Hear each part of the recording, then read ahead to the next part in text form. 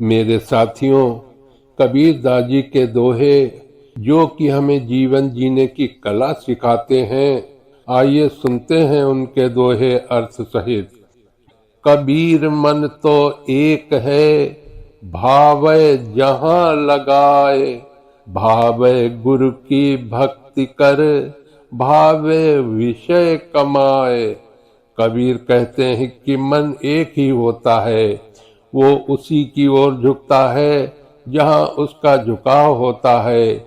यदि मन गुरु की भक्ति की ओर झुकता है तो ये विषयों की ओर भी झुक जाएगा। इस दोहे में कबीर ने मन की प्रवृत्तियों को समझाया है। उन्होंने कहा है कि मन में एकता होती है और वो उस दिशा में बहता है जहां उसका झुकाव होता है। यदि मन गुरु की भक्ति की ओर झुका है तो वो सांसारिक विषयों की ओर भी झुक जाएगा।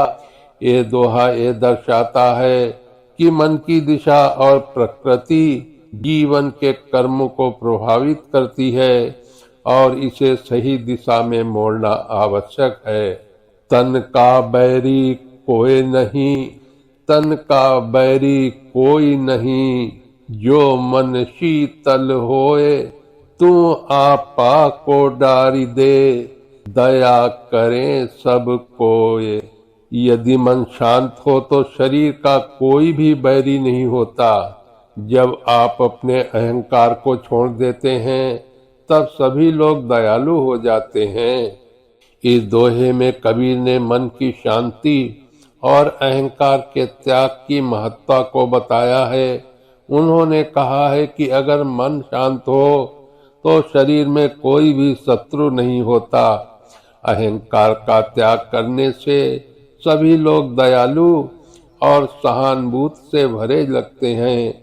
और ये दोहा बताता है कि अहंकार की परिस्थिति दूसरों से शत्रुता पैदा करती है, लेकिन जब अहंकार दूर हो जाता है तो स्नेह और दया का वातावरण बनता है।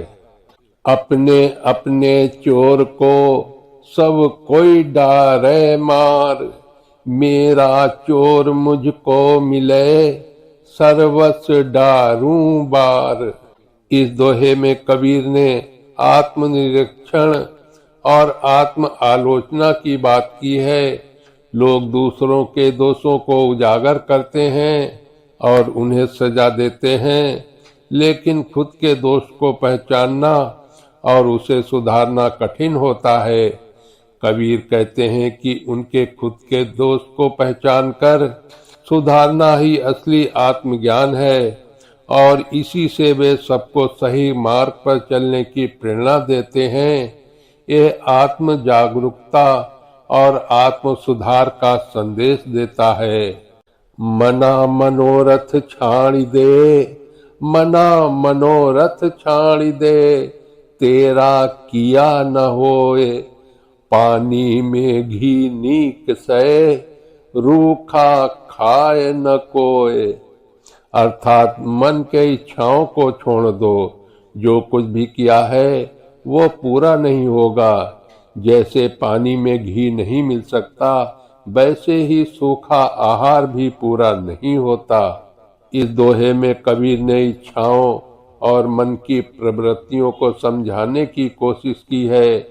उन्होंने कहा है कि जब मन की इच्छाओं को छोड़ दिया जाता है तभी किसी काम में सफलता मिलती है।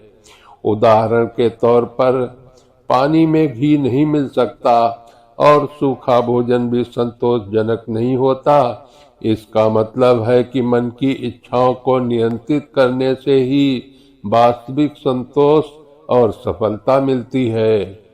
चंचल मन निहचल करे, फिर नाम लगाए, तन मन दोऊ बस करे, ताका कछु नहीं जाए। अर्थात जब चंचल मन स्थिर हो जाता है और बार बार भगवान का नाम लेता है तो तन और मन दोनों नियंत्रित हो जाते हैं और कुछ भी नहीं खोता।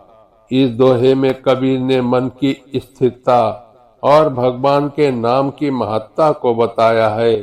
जब मन की चंचलता को समाप्त किया जाता है और नियमित रूप से भगवान का नाम लिया जाता है तो शरीर और मन दोनों नियंत्रित होते हैं।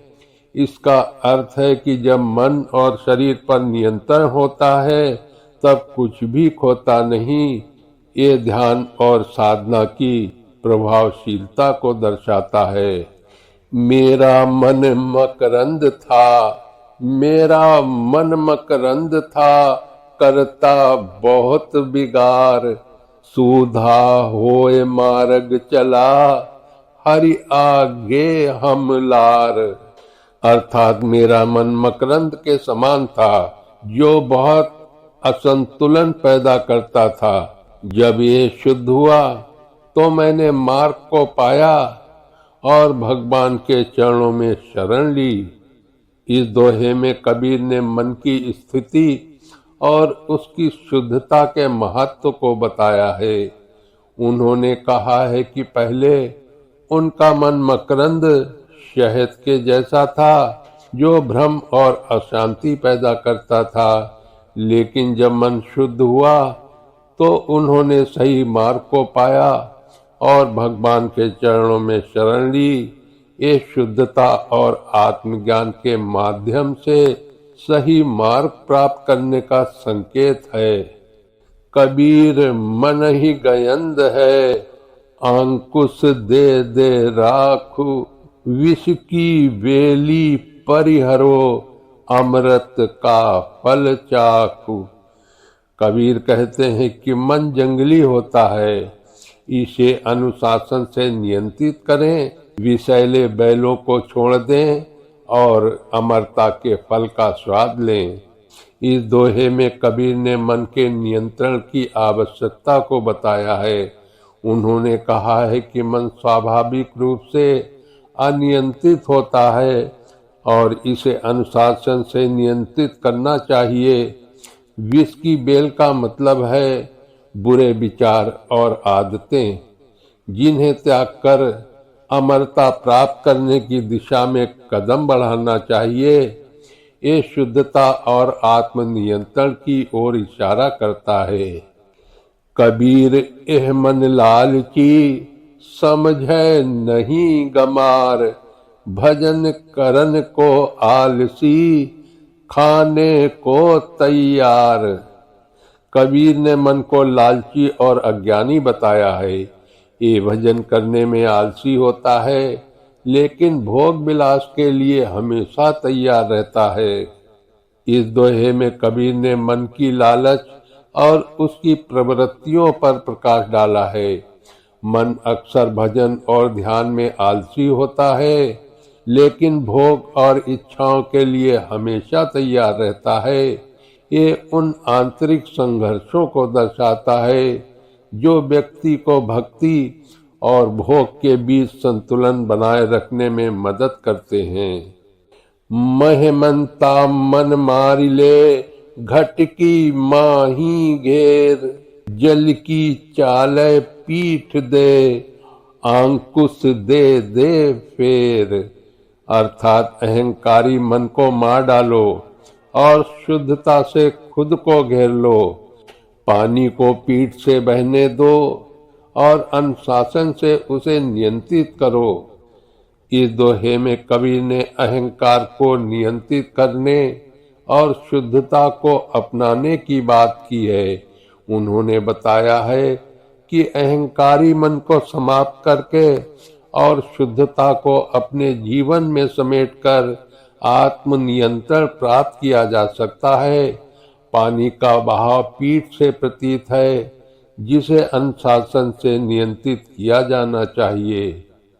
मन मनसा जब जाएगी, मन मनसा जब जाएगी, तब आवेगी और जब ही निहचल हो गया, तब पावेगा ठौर। अर्थात जब मन को वश में किया जाएगा और स्थिर हो जाएगा तब शांति आएगी। केवल तब ही जब ये स्थिर होगा, ये अपना स्थान पाएगा।